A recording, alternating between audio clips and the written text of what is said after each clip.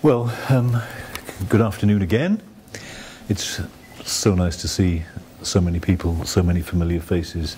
I feel as though we're reaching the end of a very long road together, and I'd like to start by passing on or expressing some thank yous from our side. I mean, first of all, to the supporters in. Oh. It's me. Is this my fault or the? Just talk. You need to talk about it. Is that better? You're shouting to the back. Why am I wearing a microphone then? Then the microphone will work. Okay. Okay. So first of all, some thank yous to the supporters who've been there through thick and thin. And I know this all started with a public meeting at the Winter Gardens. I think it was, wasn't it, in May of 2014, and I think organised by Nicholas Reed. No, that was at Egbert. Right. Well, okay. There were a series of public meetings, and incredibly, the support has remained as strong as ever, and we're now 4 years on. It's amazing. So, thank you all.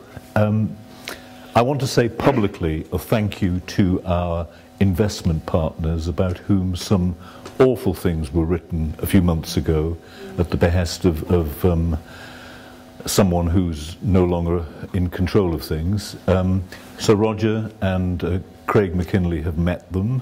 They have stuck with us through thick and thin, and as you know, the amount of expenditure that was involved in getting us to this stage has been considerably more than the original budget, and they have stuck with that and retained their commitment, their unswerving commitment to it, and it's been really important for us. The other thing is our own professional team. I mean, at one point the team extended to about 50 people. Not all lawyers, thankfully, but in other disciplines, environmentalists, master planners, airspace experts, and so on.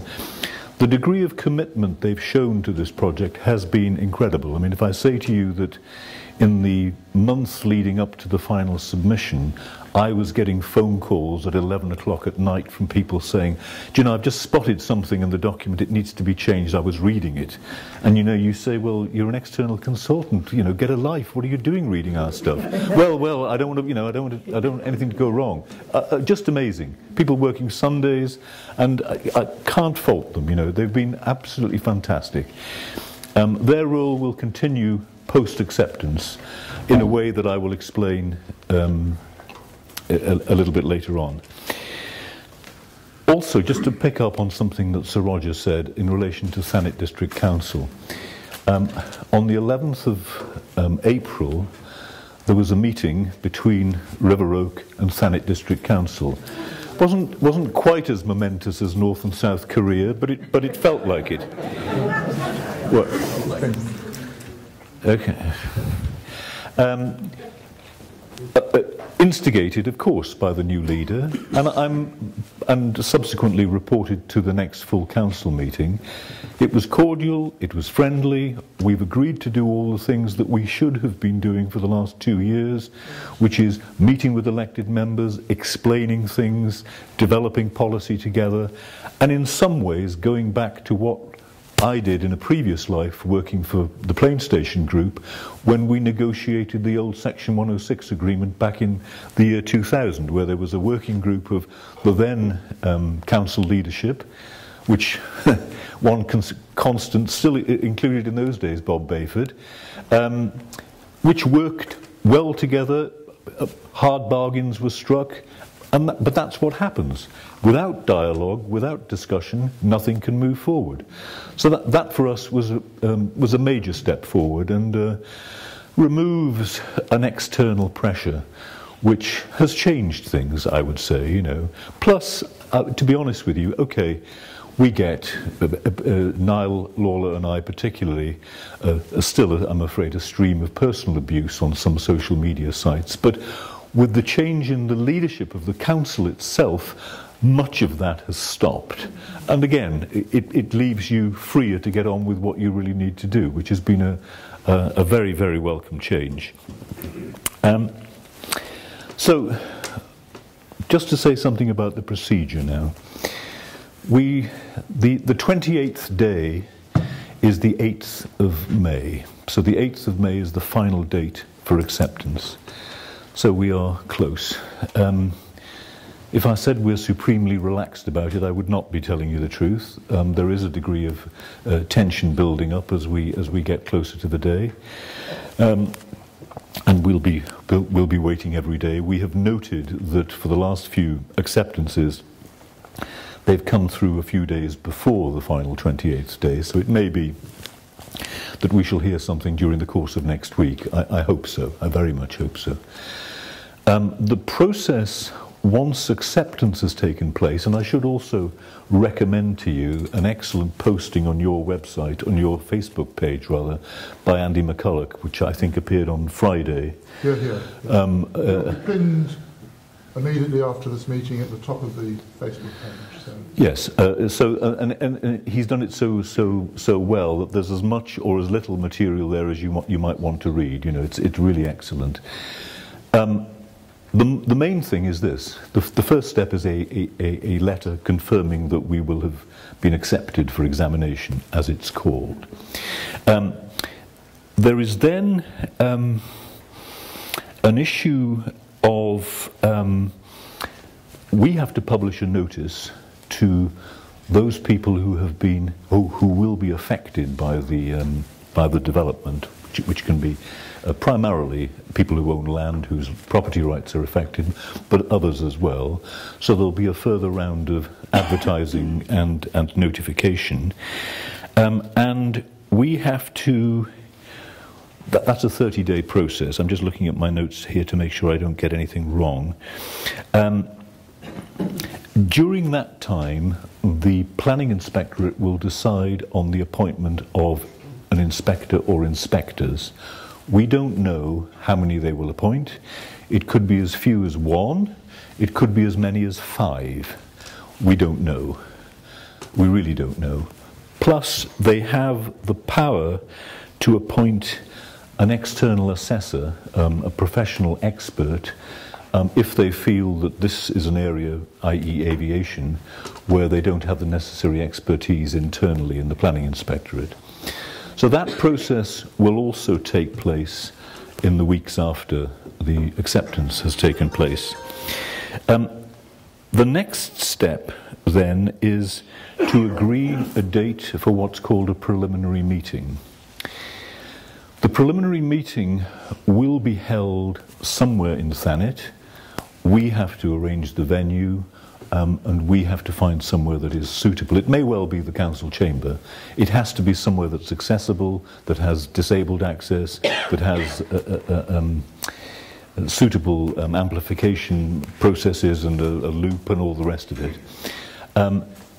The preliminary hearing, as it's called, will be attended by the inspector or inspectors, and interested parties will be invited to attend.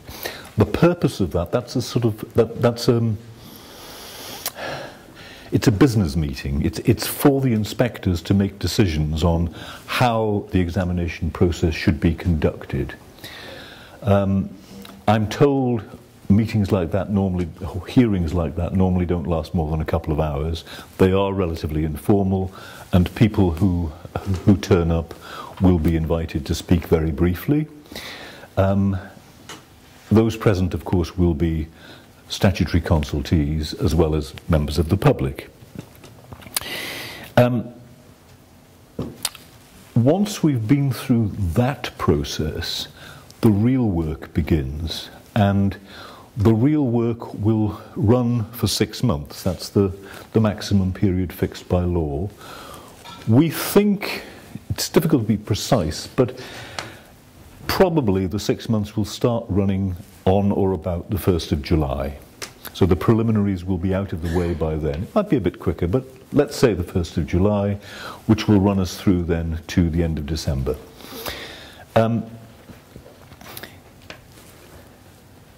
It's not often I dare to correct Sir Roger Gale, but I will on this occasion. There won't be a public inquiry. There are a series of hearings. And there's a big difference. for those of you who attended the public inquiry, the planning inquiry in March of last year, which was an old-fashioned accusatorial event with counsel on both sides and cross-examination and all that stuff, they're not like that at all. This is a case of the inspector or inspectors, as it were, chairing a meeting attended by a number of people. They run it from the chair.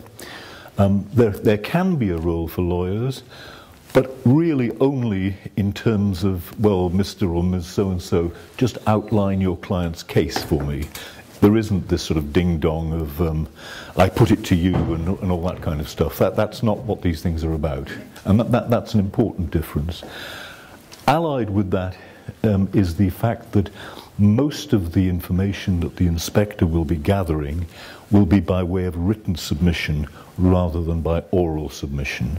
So that's a very big difference. So the hearings will only be, as I understand it, to clarify those issues that are not really apparent from the written word. There are three types of hearing. Let me make sure I get the terminology right.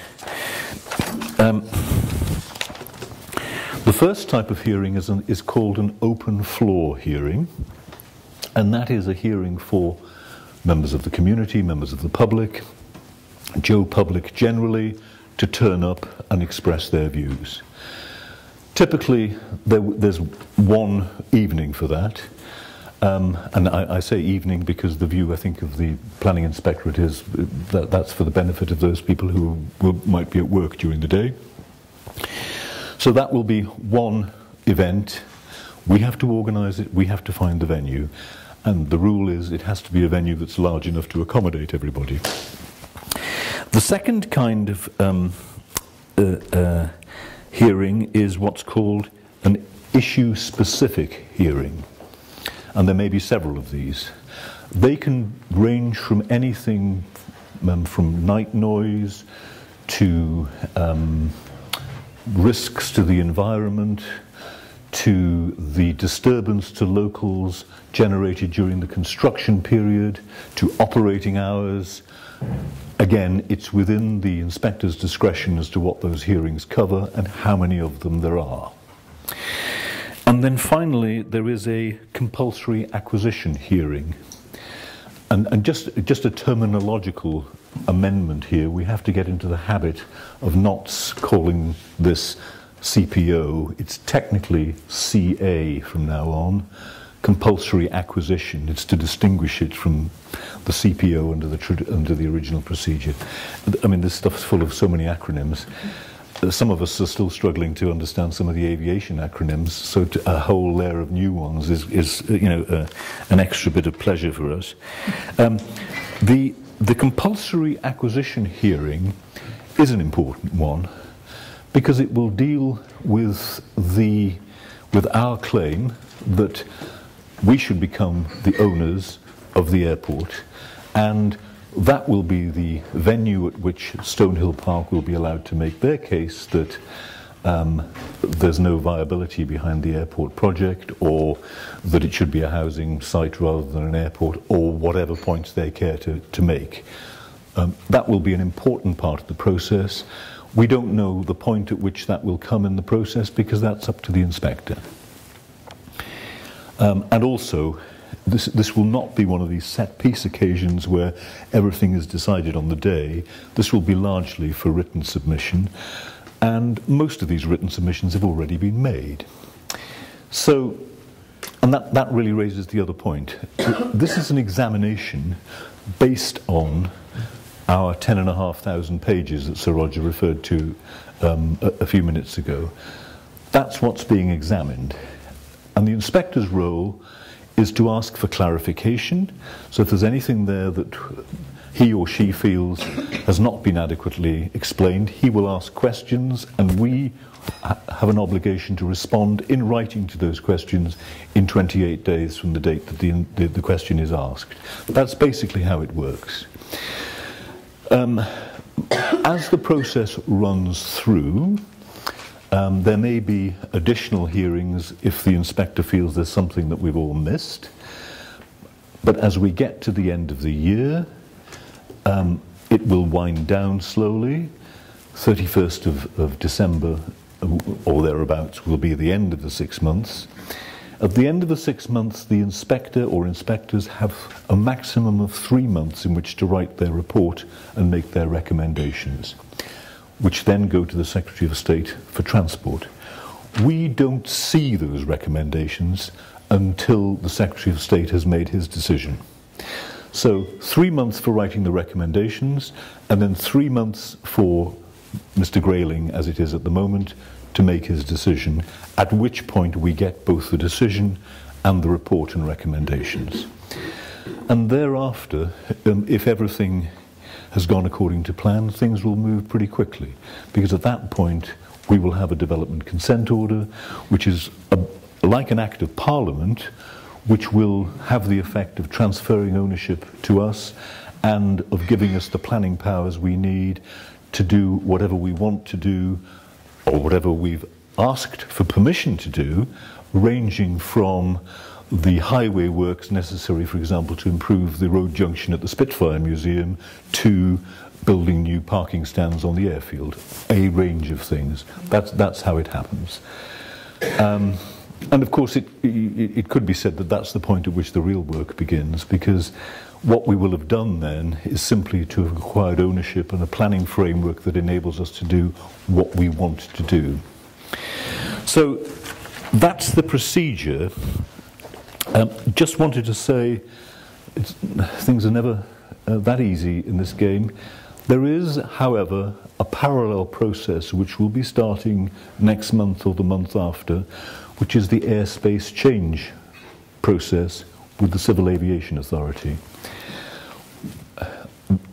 That's shorthand for saying the rights to the skies above Manston, which were abandoned when the licenses were handed in May 2014, need to be re-established. The rules have changed slightly. One of the most encouraging things coming out of the Brexit situation is that it has been established both in Brussels and in the UK that the EASA regulations, the European regulations, will continue to apply.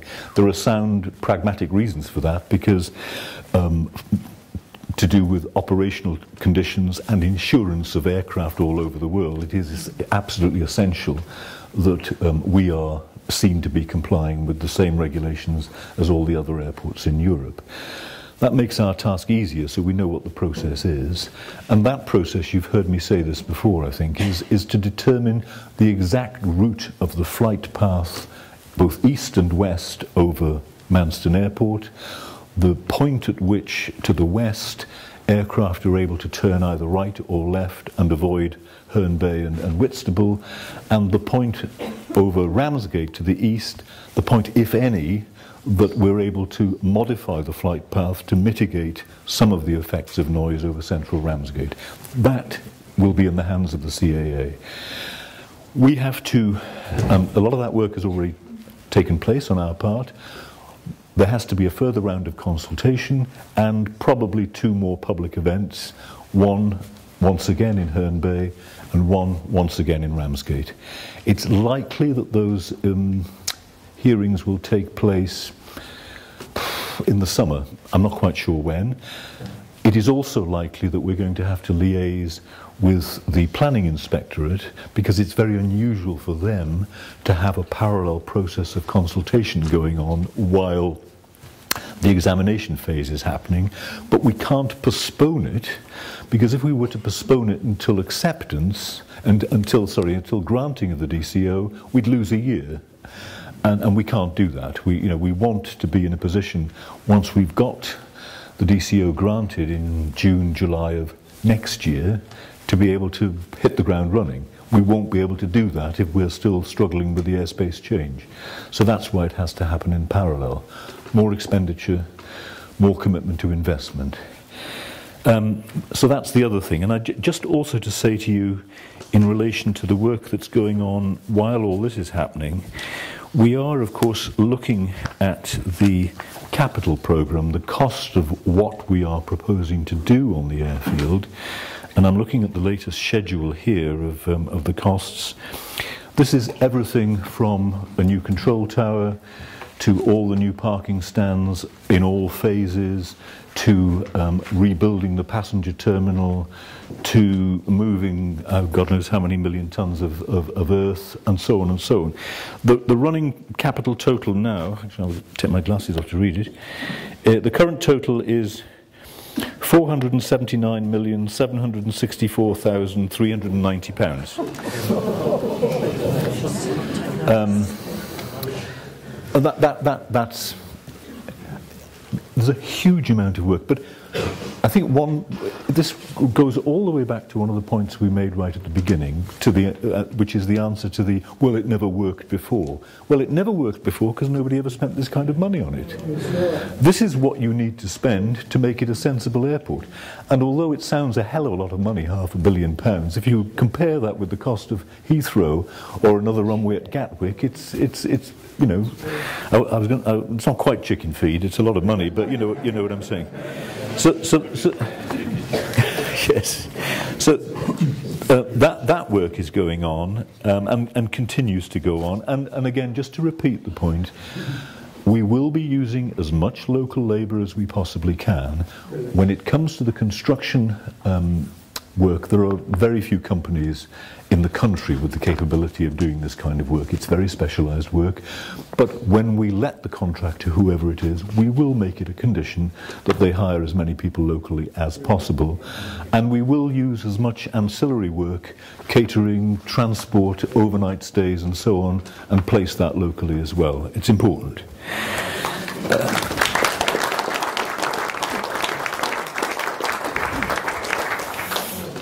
And I just finish on the last point, which is the question of noise, which is going to be part of the process, and it doesn't matter what we say. There are some people who will not listen.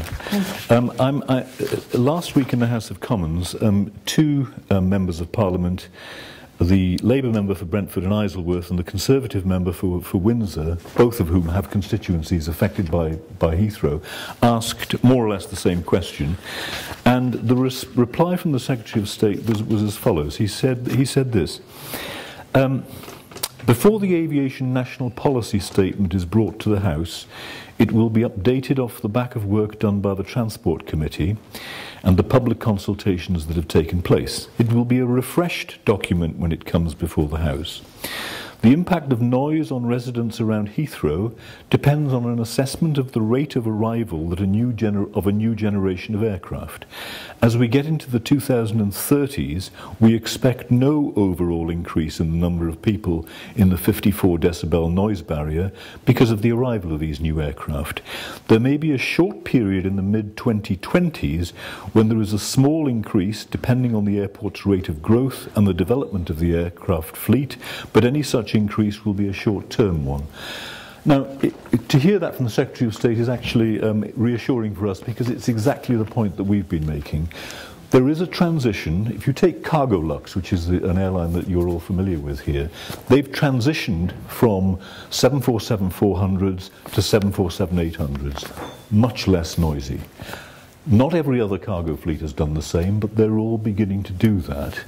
So we have a scenario where noise may increase as we get through the 2020s, but then will fall away again when all the aircraft are as quiet as Cargolux is. So to hear that from the Secretary of State is important, because it's a confirmation of what we've been saying, essentially. And then just finally to say this comes back to the consultation and a role for community representation, if you will. We are 11,000 pages. No one would claim that they're a work of literature or a rattling good read, because they're not.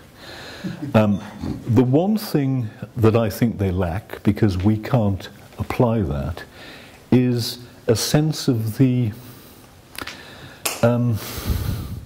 sentiment that is held, the affection that this community has for its airport. We can't express that, really. It doesn't sit well with all the other stuff. but it's something that came across in waves in the public consultation. And remember, we've done now 12 of them altogether, I think.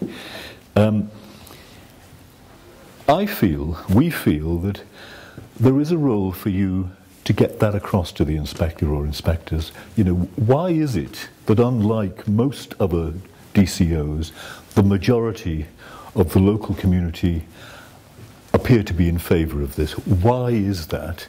And explaining that, articulating that, seems to me to be something for which we can be looking to you. We don't want to write that. You express that as you see it, but we feel that's an important thing. There we are. It's a delight to be here. I hope we get the decision early next week. We are getting to the point where the tension's beginning to get to us. Thank you.